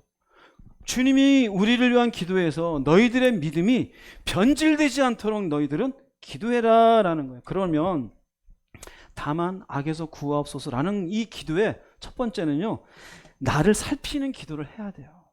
내가 혹시 어떻게 되지 않았는지, 변질되지 않았는지, 내 믿음이 병들지 않았는지, 내 믿음이 지금 나쁜 상태에 있지 않은지 살펴봐야 돼요. 간혹 교회 안에 그래. 나도 20년 전에는 20대 때에는 근데 지금은 아니다 이거예요. 그게 뭘까요? 병든 거예요. 또 괜찮은 줄 알아요. 그런데 주님이 이미 악에서 구하옵소서라는 기도 속에는요, 자신의 지금의 믿음이 변질되지 않고 병들지 않기를 너는 꾸준히 자기를 살피는 자가 되라라고 알려주셨어요. 그럼 우리는 기도할 때마다 내가 오늘 하나님 앞에 병든 믿음의 사람인지 나쁜 상태에 있는 사람인지를 살펴야 돼, 안 살펴야 돼? 살펴봐야 돼요. 그건 살피지 않고 남만 살펴요. 자기를 살피십시오. 할렐루야. 자기를 살펴야 돼요. 자기를 살피는 거에 제가 두 가지만 알려드릴게요. 굉장히 중요합니다. 두 가지만. 옆에 분한테 이렇게 얘기합시다. 이 시간 졸지 맙시다. 네. 지금 한 사람이 하품을 크게 했어요. 그래서 제가 그러면 기운이 떨어지죠? 아, 다음 주에 해야 되나? 이렇게 생각 들었는데 이것도 사탄이 미혹하는 것 같아요. 자신의 상태를 여러분들이 기도할 때 내가 지금 정상인지 아닌지, 내가 지금 병들지 않은, 내 믿음이 병들지 않았는지 두 가지를 보면 돼요. 하나는요, 내 안에 은혜가 있는지 없는지, 은혜의 유무를 살펴야 돼요. 할렐루야. 내가 기도하면서 내 안에 하나님, 당신의 은혜가 내 안에 있습니까? 당신의 은혜로 내가 살고 있는 겁니까? 당신의 은혜로 내가 오늘을 살아가기를 소망합니다. 근데 그 은혜가 있을 때 여러분들은 정상이에요. 근데 은혜가 없어요. 그럼 여러분들은 병든 상태예요. 좋지 않은 방향으로 가고 있는 거예요. 볼게요. 히브리서 13장 9절 말씀 읽어보겠습니다. 여러 가지 다른 교훈에 끌리지 말라. 마음은 은혜로서 굳게 함이 아름답고. 마음에는 뭐가 있어야 돼요? 은혜. 은혜가 있어야 돼요. 내 마음에 은혜가 있어야 돼요. 은혜라고 하는 것은 하나님에게 속한 모든 영적인 선물들이에요. 영적이라는 것은 스피리추얼, 눈에 보이진 않아요. 하나님에게 속한 것들. 믿음, 소망, 사랑, 기쁨, 위로하심, 응답하심, 친밀감, 이런 것들이 전부 하나님의 선물이에요. 그래서 내 안에 은혜가 있는지를 보는 건 내 속에 그것이 있는지 없는지를 살피는 거예요. 내 속에 은혜가 있는 사람과 없는 사람의 가장 큰 특징은요, 기억하세요? 평안이에요. 평안이 없는 사람은 은혜를 상실한 사람이에요. 주여라고 하는데 마음이 자갈밭 같아요. 모래를 씻는 것 같아요. 어느 순간 은혜가 고갈되고 있는 사람이에요. 은혜가 고갈되면 어떻게 될까요? 마태복음 12장 35절 읽어보겠습니다. 선한 사람은 마음속에 쌓인 선으로 선한 말을 하고 악한 사람은 마음속에 쌓인 악으로 악한 말을 한다. 네, 은혜가 고갈되고 나면요, 말이 벌써 거칠어져요. 참을 줄 몰라요. 예민해져요. 짜증을 내요. 별거 아닌 거에 자꾸 뒷다리를 걸고 앞다리를 걸어요. 공동체가 모여서도 뭔가 안건을 내도 쓸데없이 자꾸 방해를 해요. 말이 벌써 표현이 돼요. 선한 사람 어떻게 해요?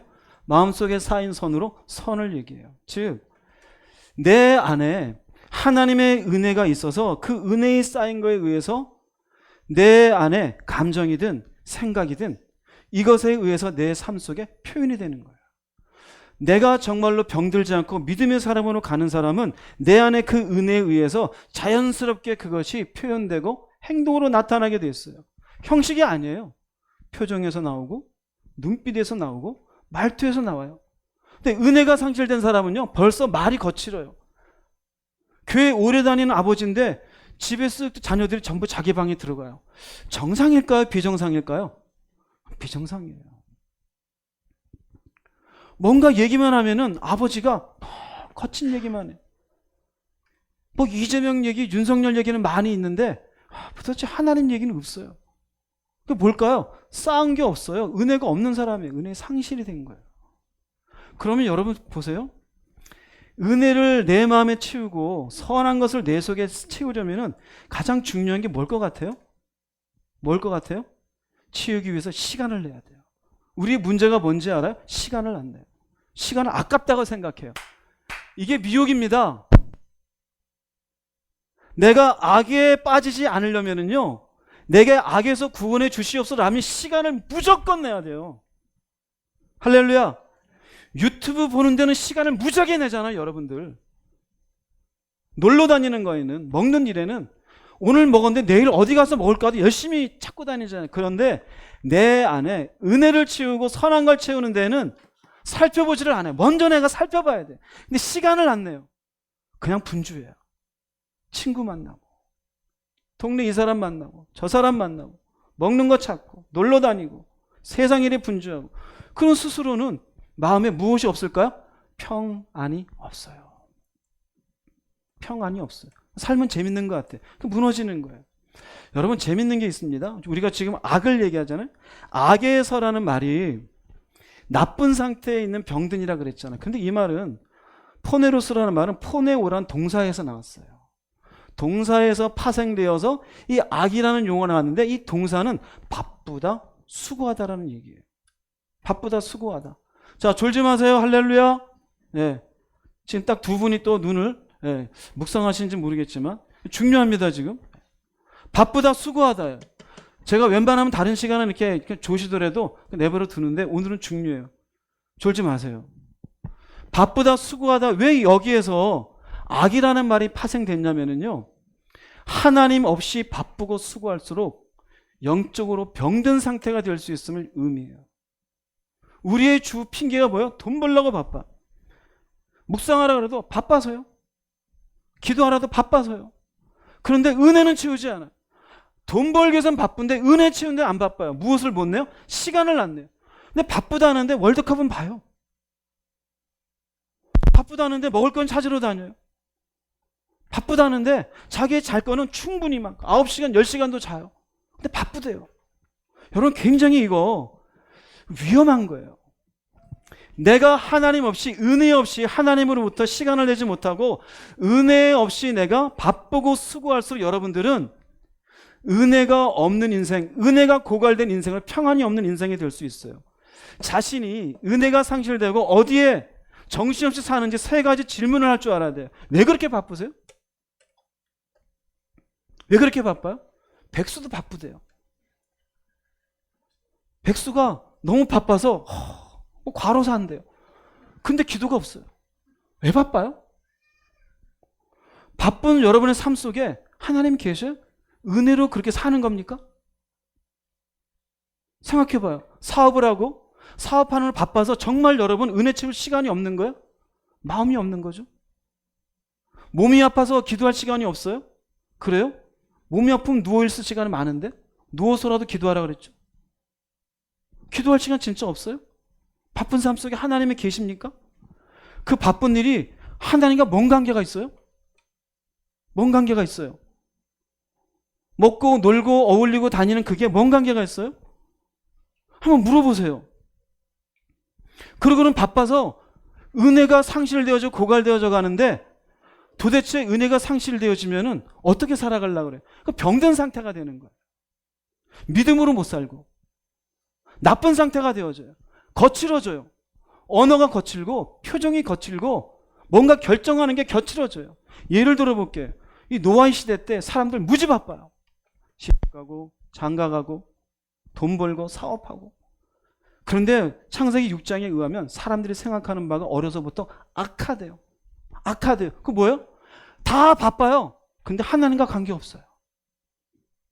이 시대도 그래요. 어려서부터 애들이 안 바쁜 애들이 없어요. 다 바빠. 그러나 결국 노아의 때 어떻게 합니까? 하나님이 물로 심판하셔요. 마지막 때가 이와 같으리라 그래요. 여러분 보세요. 도대체 하는 일도 없는데 바쁜 사람이 있어요. 뭐가 그렇게 바쁘세요? 막상 저도 모르겠어요. 뭐 이렇게 바쁜지. 그런데 은혜는 고갈되고 있어요. 바벨탑을 쌓는 사람들 보세요. 얼마나 바빠요. 우리가 흩어짐을 면하자. 우리가 하늘 높이 대를 쌓자. 우리 이름을 내자. 그 성을 쌓느라고 바쁠까 안 바쁠까요? 무지하게 바빠요. 하나님이 그 가운데 계셔요 안 계셔요? 없어요. 하나님이 잘한다 잘한다 그래요? 아니요. 하나님이 내려오셔서 흩어버려요. 아무 관계 없어요. 여러분들 사람을 만나지 말고 일하지 말라는 게 아니에요. 여러분 내면 속에 은혜가 상실됐는지 은혜가 있는지 없는지를 먼저 살피라는 거예요. 살피십시오. 그것 없이 그저 세상 일에 진급하느라 바쁘고 직장에 뭔가 성과 내느라 바쁘고 사업에 무엇인가 매출 만드느라 바쁘고 애 키우느라 바쁘고 뭘 하느라 바쁘고 뭐 하느라 바쁘고 그저 여러분들은 바벨탑 쌓는 거예요. 그러다 보면은요 결국 여러분들도 모르게 악한 자가 되어져요. 병든 상태가 되어져요. 왜요? 채운 게 없으니까요. 은혜 없이 여러분들이 뭘 할 것 같아요? 아니요. 이걸 단적으로 보여주는 말씀이 있어요. 요한복음 15장 5절 말씀 읽어볼게요. 나는 포도나무요 너희는 가지라. 그가 내 안에 내가 그 안에 거하면 사람이 열매를 많이 맺나니 나를 떠나서는 너희가 아무것도 할 수 없음이라. 나를 떠나서는 너희가 아무것도 할 수 없대요. 즉 나무로 계신 주님이 가지에 은혜의 수액을 이렇게 주는 일이 없이 너희들이 도대체 무엇을 할 수 있겠느냐는 거예요. 근데 우리는 돈 좀 벌면 할 수 있대요. 미치겠어요. 답답해서. 건강하면 괜찮대요. 사업 잘 되면 괜찮대요. 한 달에 매출 막 올라가니까 좋대요. 근데 뭐는 없어요? 자기는 가진데 은혜를 도대체 공급받는 게 없어요. 돈 벌고 와서 잠이나 자요. 피곤해. 아내가 얘기해요. 가서 기도는 해야 될 거 아니야? 오늘 피곤해서 안 돼. 그건 뭐예요? 나를 떠나서는 너희가 아무것도 할 수 없는데 자기 일에만 바빠요. 바벨탑 쌓는 사람하고 뭐가 다를까요? 그 당시 바벨탑 쌓는 사람들, 노아의 홍수 때 있던 사람들 전부 다 정상입니까? 비정상입니까? 변질된 사람들이잖아요. 이 시대도 마찬가지예요. 나름대로 자기 인생은 바빠요. 악에서 구하옵소서. 은혜가 없어요. 변질된 사람들이 될 가능성이 커요. 그 첫 번째는 내 안에 은혜가 있는지 없는지를 살펴야 돼요. 자꾸 사탄은요, 그 은혜가 없어도 된다고 생각해요. 그 생각을 넣어줘요. 착각하지 마세요. 여러분 회사 끝나고 집에 돌아오셔서 졸릴 때 눈을 부둥키십시오. 혹시 졸리려 허벅지를 찌르십시오. 그래서라도 은혜를 채우십시오. 왜요? 나를 떠나서 너희가 아무것도 할 수 없다. 이 말씀 어떻게 할 거예요? 여러분들은 가지잖아요. 그럼 가지가 포도나무에서 그걸 결국 수액을 받지 못해서 마른 가지가 되면 어떻게 된다 그래요? 말라 찍혀 불에 던진다 그랬어요. 그게 어딜까요? 천국일까요? 지옥일까요? 근데 어떤 가지는 천국이라고 착각하고 있어요. 포도나무인 예수로부터 은혜의 공급을 받아야 되는데 그저 교회만 왔다 갔다 해요. 그러고는 그게 은혜인 줄 알아요. 아니요. 제가 늘 얘기하잖아요. 예배도 안 드려도 돼요. 바쁘신데. 그러나 매일매일 여러분의 삶 속에 은혜는 공급받아야 돼요. 그 은혜가 공급되는지 안 되는지 살펴보는 기도를 할 수 있기를 바랍니다. 그래서 악에서 구하옵소서는 나를 살펴야 돼요. 나를. 혹시 내가 나쁜 상태에 있지 않나요? 예전엔 겸손했는데 교만하지 않나요? 내가 하나님 말씀 앞에 불순종하고 있지 않습니까? 하나님의 평안이 없습니다. 친밀감을 잃어버렸네요. 그러면 얼른 돌아오시면 돼요. 문제는 난 괜찮아라는 사람. 살펴보십시오. 자신이 어떤 상태인지를 나를 위한 기도를 하면서 은혜의 유무를 꼭 살피십시오. 이게 첫 번째예요. 나를 살피는 거예요. 두 번째는요. 죄에 대한 수치가 있는지 없는지를 살피십시오. 내가 믿음의 정상적인 상태에서 나쁜 상태가 되고 악한 상태가 되고 병든 상태가 되잖아요. 특징은 죄에 대해서 둔감해진다는 거예요. 내가 온전한 믿음 가운데 은혜가 있을 때에는요. 내가 말하는 것에도 혹시 실수하면 하나님 죄송합니다 그래요. 생각하는 거에서도 내가 원치 않은 옳지 않은 생각이 들어오면 내가 이런 생각을 할까? 하나님 용서해 주세요.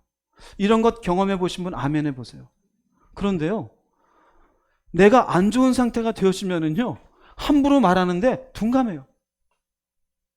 내가 미워하면 손가락질하면서 이 손가락질을 하나님이 나한테 하고 있다는 사실 생각 안 해요. 다윗이요 안 좋은 상태가 되었을 때 우리의 아내 바세바 취하면서 부끄러워요 안 부끄러워요? 부끄러워하지 않아요. 수치감이 없어요. 유다도 예수님 팔 때 부끄러워요 안 부끄러워요? 부끄러워하지 않아요. 이게 인간의 모습이에요. 죄를 내가 정상적인 상태면 죄에 빠지게 되어지면 얼른 내가 이러면 안 되지인데 비정상적인 상태가 되고 내가 병든 상태가 되어지면은요 둔감해지게 되어져요. 이걸 잘 보여주는 것이 태초의 인간이었던 아담이에요. 창세기 3장 9절 10절 읽어보겠습니다. 여호와 하나님이 아담을 부르시며 그에게 이르시되 내가 어디 있느냐 이르시되 내가 동산에서 하나님의 소리를 듣고 내가 벗었으므로 두려워하여 숨었나이다. 내가 벗었대요. 그런데요 보세요. 자기가 벗은 걸 얘기하지 선악과를 따먹어서 이 얘기는 없어요. 무슨 말인지 아세요? 하나님에 대한 두려움은 알아요. 근데 죄의 수치는 몰라요. 영적으로 변질된 사람의 특징은요. 이 상태로 살면 안 되는 데는 있어요. 그런데 자기가 저지른 죄에 대해서는요. 수치가 없어요. 부끄러울 줄 몰라요. 변명만 많아요. 사느라고 그렇지. 내가 안 벌면 누가 벌어. 자식 키우느라 그렇지. 언제 그런 거 다 하고 살아. 나 그러지 않아도 다 내가 알아서 내가 다 챙길 건 챙기고 살아. 염려하지 마. 그런데 막상 주님이 오시면 속엔 존재적으로 아닌 것 같은데. 똑같아요. 교회 50년 다니고 주님 오신다는 아닌 것 같은데. 근데 막상 자기 죄에 대해서는 부끄러움이 없어요. 진리를 벗어났는데 부끄러움이 없어요. 여러분 살펴보십시오. 악에서 구하옵소서에 나를 진단할 수 있는 두 번째는 바로 내가 죄에 대한 수치가 있냐 없냐에 민감함을 따져볼 수 있으면 돼요. 여러분의 언어에, 여러분의 생각에, 여러분의 어떤 결정에 잘못된 결정이나 언어를 하고서도 부끄러움이 없다면 여러분들은 죄송하지만 악에 빠져 있어요. 즉 나쁜 상태, 병든 상태에 있는 것입니다. 예레미야 8장 12절 읽어보겠습니다. 그들이 가증한 일을 행할 때에 부끄러워하였느냐? 아니라 조금도 부끄러워하지 않을 뿐 아니라 얼굴도 붉어지지 아니하였느니라. 이스라엘 백성들이에요. 예레미야를 통해서 이스라엘 백성들의 불순종을 지적해요. 바알을 섬기지 말고, 또 하나님의 뜻 가운데 애굽으로 가지 말고 그분의 섭리 가운데 바벨론에 저렇게 일어나는 것들에 대해 너희들은 그냥 이 섭리에 맡겨라. 싫대요. 오히려 예레미야를 두드려 패기도 하고 각축 옥에 가두기도 해요. 그런데 그들을 놓고 그들이 그런 가증한 일을 행할 때 부끄러워하였느냐? 조금 더 부끄러워하지 않을 뿐더러 얼굴도 안 붉힌대. 교회 안에도 그래요. 어느 순간에 막 은혜롭고 막 하나님 앞에 막 그 자신을 살피면서 예민했던 어느 성도가 어느 시간 몇 년 지났는데 자기가 안 좋은 일을 하면서도 부끄럽지 않아요. 불순종하면서. 뒤에서 뭐라 그러는 줄 알아요? 저분 옛날에 안 그랬는데. 그럼 그분 지금 어떻다는 거예요? 정상이 아니라는 얘기예요. 믿음으로 안 가요. 병든 상태예요. 왜 그러고 있을까요? 자기를 돌아보지 않아서 그래요. 악에서 구하옵소서. 내가 도대체 안 좋은 상태가 됐는지 않는지를 봐야 될 거 아니에요. 부끄러워하질 않아요. 신약에 나오는 유다서를 볼게요. 유다서 1장 11절 13절 읽어보겠습니다. 그들은 가인이 간 길을 따라갔고 돈의 눈이 어두워 발람처럼 나쁜 일을 저질렀으며 고라처럼 하나님을 거역하였습니다. 그들은 고라처럼 죽고 말할 것입니다. 이들은 또한 바다의 거친 파도와도 같이 거품을 뿜어내듯 자신의 부끄러움을 드러냅니다. 하늘에서 헤매는 벌처럼 깜깜한 어둠 속을 떠다니며 방황합니다. 네, 여기에 나오는 가인, 발람, 고라, 이 사람들은 모두 변질된 사람들이에요. 은혜 가운데 있다가 악에서 구하옵소서, 병든 상태가 되지 않게 하옵소서라는 기도를 해주신 이유는 이런 사람들이 되지 말라라는 거예요. 은혜 가운데 있었어도 이들은 결국 갔어요. 근데 이들의 영적 상태는 뭐냐면요, 결국 이들은 바다의 거친 파도와 같이 거품을 뿜어내듯 자신의 부끄러움을 드러내요. 그 나쁜 상태에서 부끄러움을 드러내는데 둔감해요. 이게 뭔지, 이게 옳은 건지 그냥 하고 싶은 대로예요.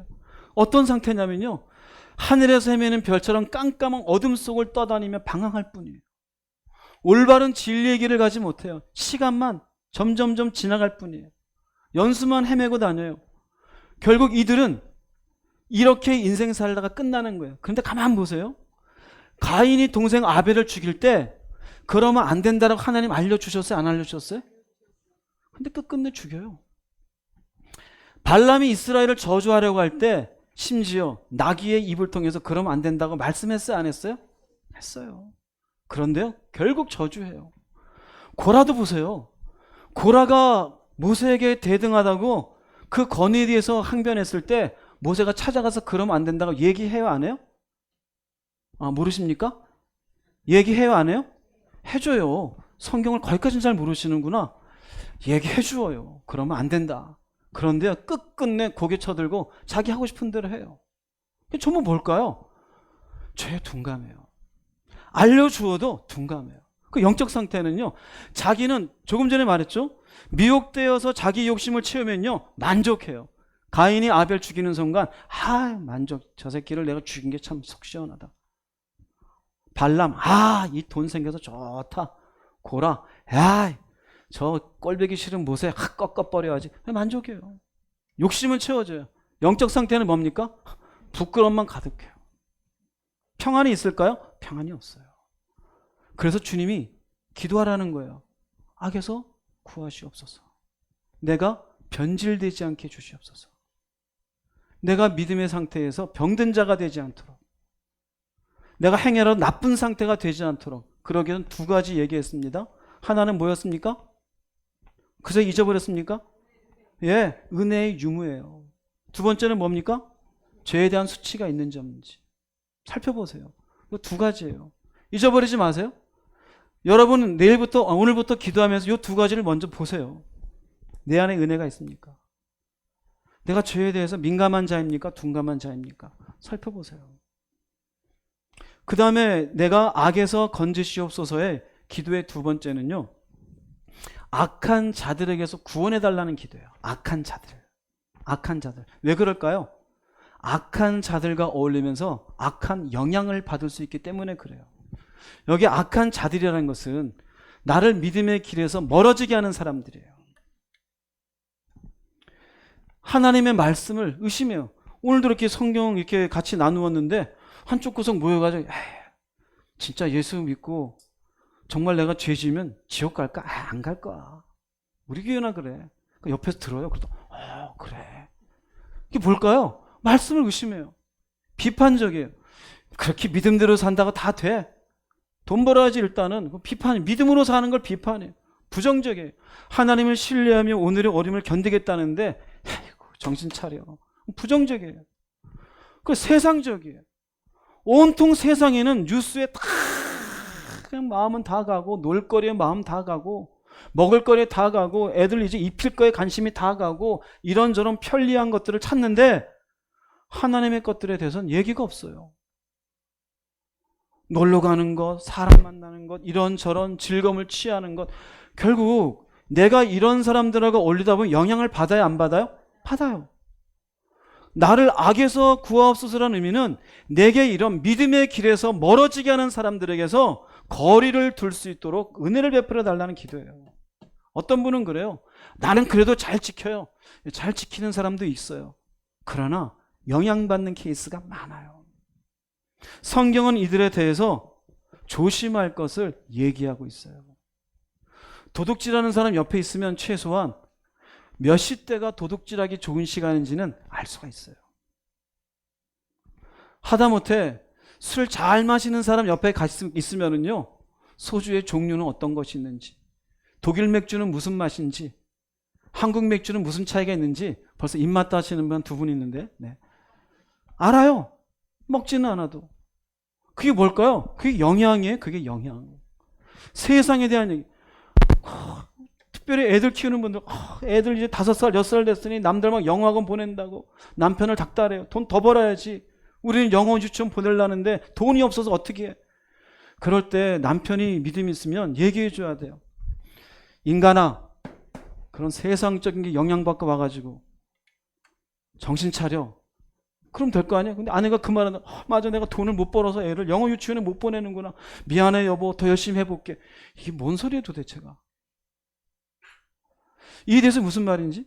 악에서 구하옵소서라는 의미는 악한 자들, 나를 믿음의 길에서 멀어지게 하는 사람들에게서 멀리 할 수 있도록 기도하는 거예요. 고린도전서 15장 33절 34절 읽어보겠습니다. 속지 마십시오. 나쁜 친구를 사귀면 좋은 습관도 나쁘게 됩니다. 정신을 똑바로 차리고 죄 짓지 마십시오. 여러분 중에 하나님에 대해 무지한 사람들이 덜어 있어서 여러분이 부끄러운 줄을 알라고 이 말을 하는 것입니다. 나쁜 친구를 사귀면 좋은 습관도 어떻게 돼요? 나쁘게 돼요. 열심히 기도하다가 기도 안 해도 돼. 기도 안 한다니까요. 예전에 어느 알고 있는 분이 계신데, 목사님이신데 사람들에게 기도 안 해도 된다고 가르치더라고요. 제가 뭐라 그랬어요? 절대 그런 소리 하지 말라고. 그 소리 들이 몇몇 사람들이 정말 기도를 안, 왜 요새 기도 안 하니? 그 목사님이 기도 안 해도 된다 그랬어요. 야, 정신 차려. 그럼 뭘까요? 그거 가라지예요, 완전. 믿음의 길에서 멀어지게 하는 거죠. 성경은 이렇게 얘기해요. 속지 말라고요. 그럼 나를 나쁜 상태로 끌어가는 사람들은 가까이 하지 말라라는 거예요. 그들에게서 내가 어떻게 돼? 영향받을 수 있으니까요. 이건 하나님이 누군지에 대해서 무지하니까 이렇게 어울려 다닌다라는 거예요. 데살로니가후서 3장 2절 말씀 읽어보겠습니다. 우리를 악한 자들에게서 보호해 달라고 기도해 주십시오. 왜냐하면 모든 사람들이 주님을 믿는 것은 아니기 때문입니다. 똑바른 믿음의 길을 가는 사람, 모든 사람이 그렇지 않아요. 근데 우리는 사람만 보고 사람 좋다고 다 올려요. 그러다가 망해요. 분명히 얘기하잖아요. 악한 자들에게서 보호해 달라고 기도하는 거예요. 그들과 같이 어울릴 땐 재밌죠. 그러나 그 속에 결국은 내가 알게 모르게 영향받은 것으로 믿음의 길에 방해를 받을 수 있으니 기도하라는 거예요. 그들에게서 영향받지 않도록. 이것을 현저하게 잘 보여주는 여러분 아시는 말씀이 있어요. 시편 1편 1절 2절 읽어보겠습니다.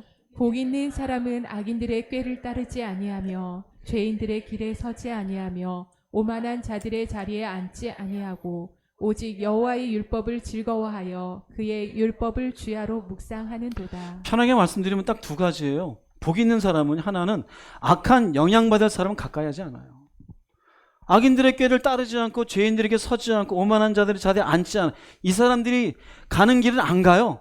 서 있는 자리에 같이 서 있질 않아요. 저들이 앉아 있는데 난 안 앉아요. 무슨 말인지 아시겠어요? 대신에 어떻게 합니까? 말씀으로 하나님을 가까이 해요. 악한 자들은 가까이 하지 않고 하나님을 가까이 하는 자가 어떤 사람이다? 복 있는 사람이에요. 근데 반대인 사람이 있어요. 하나님의 은혜를 받았음에도 불구하고 하나님은 가까이 하지 않고 악한 영향받을 사람만 가까이 해요. 저 사람이 돈이 많으니까, 저 사람이 인간성이 괜찮은 것 같으니까, 저 사람이 재밌으니까. 그리고는 하나님이 가까이 하는 그런 시간보다 저런 내게 안 좋은 영향을 많이 끼칠 사람들을 더 많이 만나고 다녀요. 믿음도 없고 세상 얘기이고 그저 성공 얘기고 자식 얘기나 하고 먹고 살 얘기나 하는데 그저 그것이 좋은 줄 알고 하하하고 차 한잔 마시고 하나님께는 가까이 안 가요. 그리고 얘기해요. 기도할 시간도 없고 묵상할 시간도 없다고. 자기가 어딜 가까이 했냐고요. 복 있는 사람이 되시기 바랍니다. 할렐루야. 신앙이 점점 들어가면 그래서요, 결국 선이 분명해져요. 내가 어디를 가까이 되는지. 여러분들 주변에 악한 영향받을 사람들을 내가 점점 멀리해진다고 해서 아쉬워하지 마시기 바랍니다. 오히려 그 시간을 하나님께 가까이 하십시오. 사람을 붙잡는 것이 여러분들에게 무슨 의미가 있을까요? 그 사람이 여러분들을 영원한 곳으로 인도해 줍니까? 그러나 하나님은 우리들의 영혼을 끝까지 책임지시고 받아주신 줄 믿습니다. 하나님을 가까이 해요. 그런데 우리가 이렇게 세상과 다르게 이렇게 복 있는 사람에 대해 하나님을 가까이 하는 시간을 많이 가지며 저 사람들 가까이 하지 않으면 사람들이 우리를 뭐라 그럴까요? 좋게 볼까요? 안 좋게 볼까요? 그게 당연할까요? 당연하지 않을까요? 당연해요. 성경에도 나와요. 베드로전서 4장 3절 4절 읽어보겠습니다. 이전에는 믿지 않는 사람들이 좋아하는 일들에 너무나 많은 시간을 낭비하였습니다. 방탕하고 악한 욕망에 사로잡혀 술 취하고 흥청망청 떠들며 우상에게 절하고 경배하였습니다. 믿지 않는 이들은 자신들이 하는 방탕한 생활에 끼어들지 않는 여러분을 이상히 여길 것입니다. 또 경멸하고 비웃기도 할 것입니다. 네, 나한테 안 좋은 영향을 주던 이 사람들 이제는 같이 어울렸어요. 근데 지금은 내가 그걸 안 하니까 어떻게 해요? 이상하게 여겨요. 왜 그렇게 살아? 먹어도 되잖아. 놀아도 되잖아. 그렇게 써도 되잖아. 하나님 앞에 내가 그렇게 하지 않으려고 하니까 경멸하고 비웃어요. 어이구 광신도야. 이건 세상에서 만든 우리를 비하시키는 용어예요. 교회 안에서는 쓸 게 아니에요. 그러나 바울이 얘기했어요. 왕에게, 아그리빠 왕이요, 당신도 나처럼 미친 자가 되기를 소망하나이다. 여러분, 하나님에게 우리가 온전한 믿음을 가지고 사는 건 세상에선 그래요. 너 미친 것 같다고. 그러나 그것은 당연한 소리예요. 왜요? 사는 방식이 다르니까요. 그들은 경멸하기도 해요. 그러나 우리는 어떻게 해요? 악한 자들에게서 구원해 달라는 기도에 내가 그렇게 영향받지 않고 싶어서 그럴 뿐이에요. 여러분 기도하십시오. 여러분 주변에 함께 해야 될 사람이 있는 반면 함께 하면 안 되는 사람도 있어요. 억지로 끌려다니지 말기를 주의 이름으로 축복합니다. 그래서 이처럼 우리가 악에서 구원해 달라는 것은 바로 두 번째, 내가 변질되지 않는 것과 함께 악한 자들에게서 구원해 달라는 기도가 되어져요. 여러분들이 기도할 때 여러분들도 이런 기도를 주님 앞에 적용할 수 있기를 바랍니다. 이렇게 우리를 위한 기도에 오늘 두 가지 얘기했어요. 시험에 들지 않는 것, 악에서 건지시옵소서. 시험에 들지 않는 것은 사탄과 관련돼요. 영적 싸움이 있어요, 없어요? 꼭 기억하세요. 멀쩡하게 사는 것 같지만 사탄은 멀쩡하게 사는 인생 옆에서 언제든지 삼키기 위해서 쳐다보고 있어요. 내가 지금은 믿음이 좋은 상태이지만 내가 변질될 수 있어요. 믿음이 병든 사람, 나쁜 상태로 떨어진 사람, 친밀감도 없고 평안도 없고 은혜가 그 안에 상실되고 죄를 지어도 도대체 부끄러운 줄도 모르고, 그건 비정상이에요. 여러분 병든 거예요. 그러고서 구원이 있을 것이라고 생각하지 마세요. 무조건 시간 내야 돼요. 애쓰십시오. 은혜를 채우십시오. 그리고 누구하고 어울리나 보세요. 내게 은혜를 베풀고 선한 영향을 끼칠 사람들과 어울리는지, 나한테 악한 영향을 끼칠 사람들하고 어울리고 있는지, 누군가가 어울리냐에 따라서 여러분들의 내면도 병든 상태가 될 수 있고, 오히려 병든 상태에서 선한 상태로도 좋은 영향을 받을 수도 있습니다. 이 두 가지 기도를 여러분 잘 기억할 수 있기를 바라겠습니다. 결론을 내리겠습니다. 오늘 주님의 기도문을 다시 한번 읽어보겠습니다. 그러므로 너희는 이렇게 기도하라. 하늘에 계신 우리 아버지여, 이름이 거룩히 여김을 받으시오며 나라가 임하시오며 뜻이 하늘에서 이루어진 것 같이 땅에서도 이루어지이다. 오늘 우리에게 일용할 양식을 주시옵고 우리가 우리에게 죄 지은 자를 사하여 준 것 같이 우리 죄를 사하여 주시옵고 우리를 시험에 들게 하지 마시옵고 다만 악에서 구하시옵소서. 나라와 권세와 영광이 아버지께 영원히 있사옵나이다. 아멘. 기억하세요. 이제는 이해가 되시겠죠? 시험이라는 용어가 왜 주님 말씀하셨는지. 그럼 우리를 위한 기도에 먹는 것, 그리고 용서에 대한 것, 그리고는 보이지 않는 영역의 영적 싸움이에요. 이게 다예요. 근데 우리는 사실은 먹는 걸 위해서도 기도도 하고 관계에 대해서 기도하는데 시험과 악에 대해서는 별로 생각하지 않아요. 살펴보십시오. 영적 싸움에서 지는 자가 되지 마십시오. 승리자가 되기를 주의 이름으로 축복합니다. 기도하시겠습니다. 말씀을 생각하시면서 주님 앞에 통성으로 2, 3분 정도 기도 드리겠습니다. 주여!